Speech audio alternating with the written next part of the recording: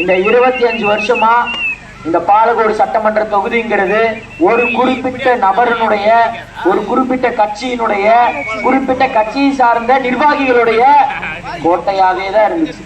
அதனால அவங்க குடும்பம் செழிச்சிச்சு, அவங்களுடைய வாழ்க்கை உயர்ந்துச்சு, அவங்களுக்கு நல்லது நடந்துச்சு. நமக்கு நமக்கு நமக்கு ஒண்ணும் கிடையாது. இந்த வார்த்தையை சொன்னது அந்த அம்மா தான். அந்த அம்மா சொன்ன இன்னொரு வார்த்தை சொல்றேன், அம்மா அப்பா அந்த அம்மா உங்க மேல கைய வச்சா போதும்.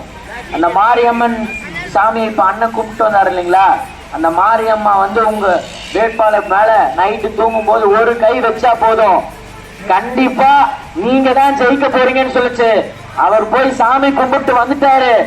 நீங்க கைய ஓட்டு மிஷின்ல வைங்க, மாரியம்மா கண்டிப்பா தமிழக வெற்றி கழகத்துடைய வேட்பாளர் அண்ணன் கோபி மேல கண்டிப்பா கை வைக்கும், கண்டிப்பா கை வைக்கும்.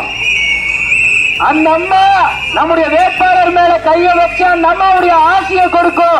நீங்க நம்முடைய தேர்தல் நாள் அன்னைக்கு போயிட்டு விசேஷத்துல கைய வைங்க, நமக்குண்டான வாழ்க்கை மாறத்தான் போகுது.